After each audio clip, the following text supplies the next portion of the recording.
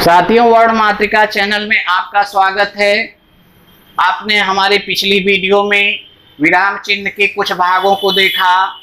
जो अवशेष विराम चिन्ह हैं उनके विषय में आज बताया जाएगा कि ये चौथा जो विराम चिन्ह होता है यह प्रश्न सूचक होता है।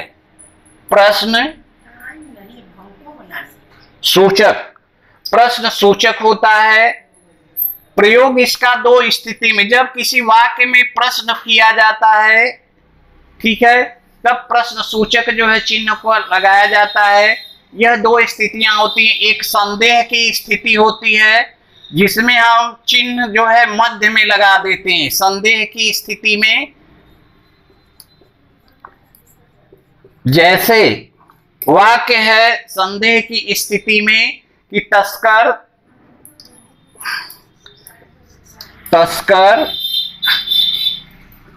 देश का, अब यहां हम प्रश्नवाचक चिन्ह लगा देते हैं होता है। पहले जो है हम प्रश्नवाचक, यहां प्रश्नवाचक लगा देते हैं मध्य में, फिर होता है। क्या होता है? यह प्रश्न उठता है। और दूसरा एक इसका प्रश्न चिन्ह लगाने का तरीका है क्या? पिताजी शहर जाएंगे। तो साथियों यहां देखिए, जाएंगे एक प्रश्नवाचक हो गया कि हम क्या लगा दिए। हिंदी में कुछ शब्द हैं, क्या, कौन, कैसे, कब, कहां, कब तक, तो यह प्रश्नवाचक चिन्ह है। प्रश्नवाचक जो है चिन्ह होते हैं, प्रश्नवाचक वाक्य होते हैं, यहाँ प्रश्नवाचक हम चिन्ह लगाते हैं। अगला जो है रेखिका चिन्ह होता है, जिसे हम रेखिका चिन्ह कहते हैं। साथियों ये सब सरल चिन्ह है। इसमें होता क्या है रेखिका चिन्ह में कि एक अंग्रेजी में इसे हम डैश कह देते हैं। रेखिका चिन्ह को अंग्रेजी में यह डैश कह देते हैं, ठीक है। तो हम कोई वाक्य जब कहते हैं, ठीक है, जब हम कोई वाक्य कहते हैं तो इसे हम रेखिका चिन्ह कहते हैं। इसका दूसरा नाम जो है निर्देशक चिन्ह होता है, ठीक है। इसका जो दूसरा नाम होता है कि निर्देशक चिन्ह। जैसे यह आने वाले समय को दर्शाने हेतु किया जाता है। जैसे आज एक वाक्य है, आज विद्यालय में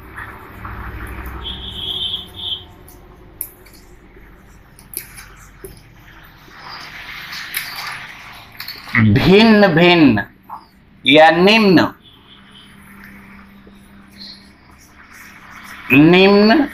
प्रोग्राम होंगे। आज विद्यालय में निम्न प्रोग्राम होंगे। इसके आगे हम इस तरह का चिन्ह लगा देते हैं तो यह रेखिका चिन्ह हो जाता है। अब साथियों आगे विस्मय सूचक है। अगला चिन्ह विस्मय सूचक। जब किसी वाक्य में हमें आश्चर्य, विस्मय का अर्थ होता है कि जब हमें आश्चर्य प्रकट हो या विस्मय उत्पन्न हो या हम संबोधित करते हैं, जैसे इसके, तो वहां जो है इस चिन्ह का प्रयोग होता है। विस्मय सूचक कुछ शब्द होते हैं, जैसे वाह, जब हम वाह कहते हैं तो यह विस्मय चिन्ह लगा देते हैं।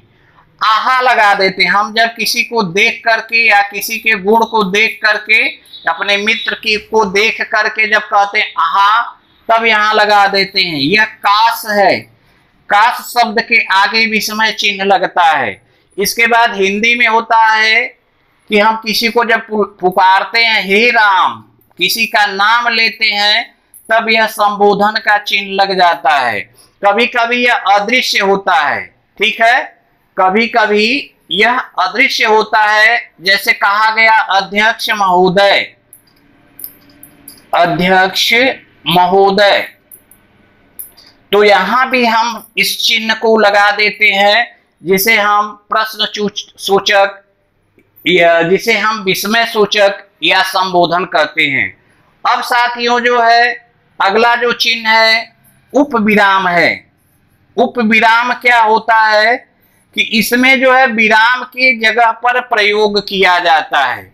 इसका दूसरा जो नाम है उपविराम या अपूर्ण विराम। उपविराम या अपूर्ण विराम। तो अपूर्ण विराम क्या होता है कि इसको अंग्रेजी में कॉलन कहते हैं। कॉलन, ठीक है। इसका प्रयोग निर्देशक चिन्ह की भांति होता है, ठीक है। जो अल्प विराम या पूर्ण विराम होता है इसका चिन्ह जो होता है निर्देशक चिन्ह यानी रेखिका चिन्ह की भांति होता है। रेखिका चिन्ह जैसे यह है, इसी तरह जो है हम इसको लगाते हैं, ठीक है। जैसे प्रेमचंद एक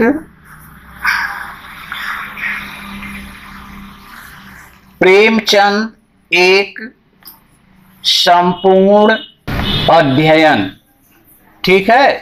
प्रेमचंद एक संपूर्ण अध्ययन, ठीक है। तो यहां जो है देखिए साथियों यह जो प्रयोग है यह अपूर्ण विराम का है, यानी प्रेमचंद के आगे जो है यह अपूर्ण चिन्ह लगाया जाता है।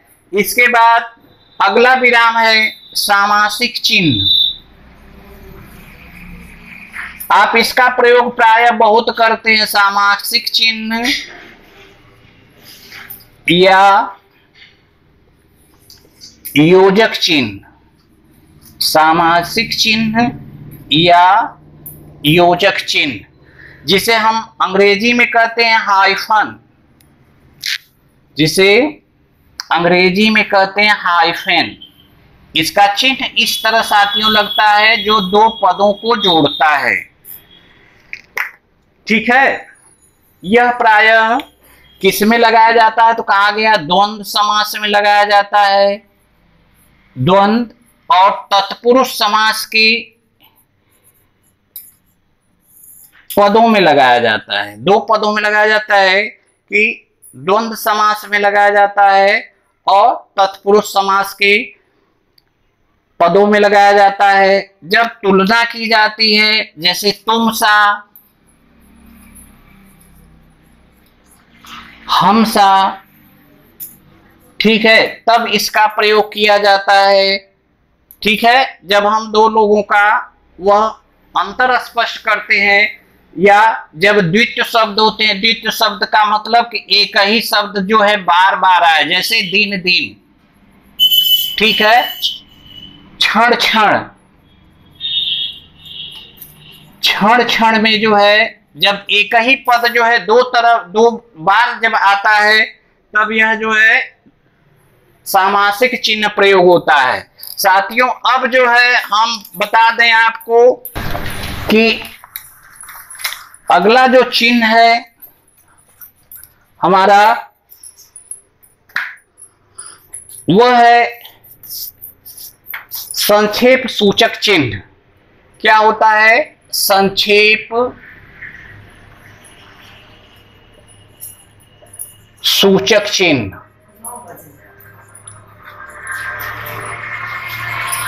संक्षेप सूचक में क्या है कि हम इसे, इसका दूसरा नाम भी होता है जिसे लाघव चिन्ह कहते हैं। संक्षेप या लाघव चिन्ह, इसमें हम जब जगह कम होती है या समय कम होता है तो हम इस चिन्ह का प्रयोग करते हैं।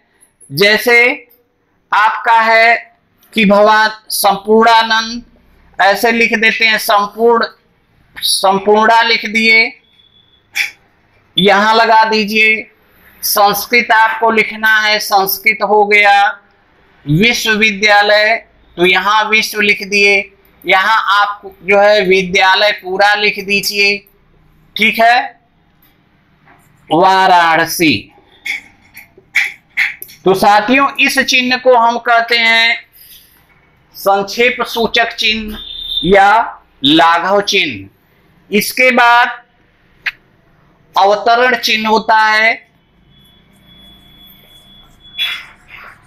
अवतरण चिन्ह।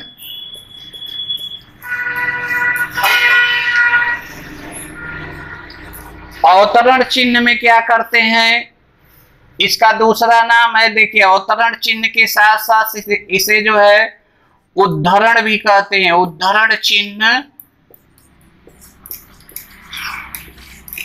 उद्धरण चिन्ह क्या होता है कि जब हम किसी बात को, किसी विशेष बात को कहते हैं, किसी विशेष चीज के विषय में बताते हैं, तो यह उद्धरण चिन्ह होता है।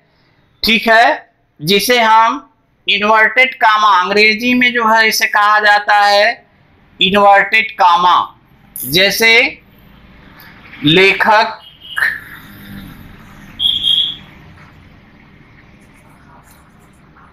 रहीम दास जी हैं।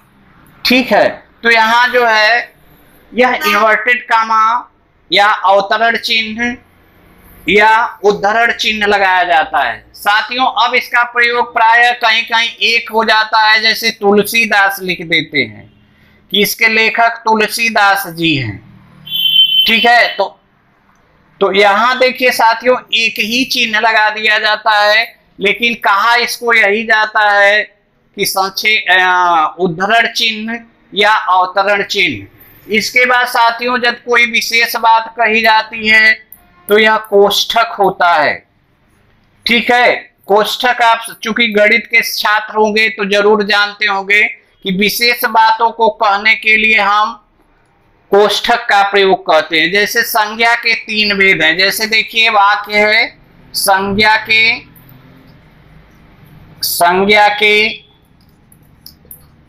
3 भेद हैं। ठीक है, अब यहां लिख दिए कि व्यक्तिवाचक हो गया, ठीक है, जाति हो गया, भाव हो गया। अब यहां हम इसको बंद कर लेते हैं। संज्ञा के 3 भेद हैं, व्यक्तिवाचक संज्ञा, जातिवाचक संज्ञा और भाववाचक संज्ञा। तो साथियों इस तरह जो है यह जो हमारा 12वां हो गया चिन्ह। अब एक चिन्ह रह जाता है जिसे आज बता दिया जाए, त्रुटिपूरक चिन्ह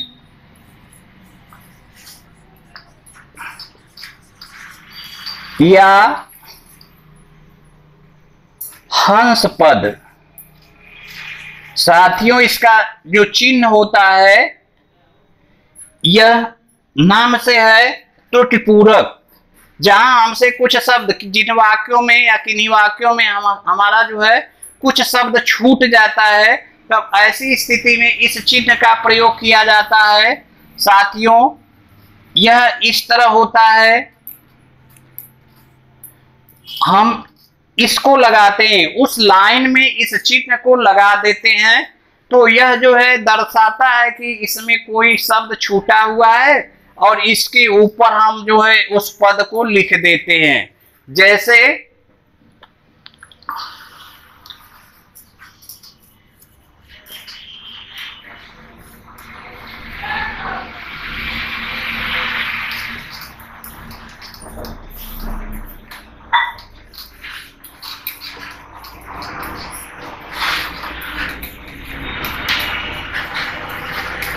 अब जैसे देखिए दिया गया कि आज दिन में वर्षा होनी चाहिए, ठीक ना, या आज के दिन में, तो यहाँ के जो है छूटा हुआ है। अब यहाँ हम इस चिन्ह को लगाते हैं ऐसे और यहाँ लिख देते हैं के, आज के दिन में, ठीक है, वर्षा होनी चाहिए।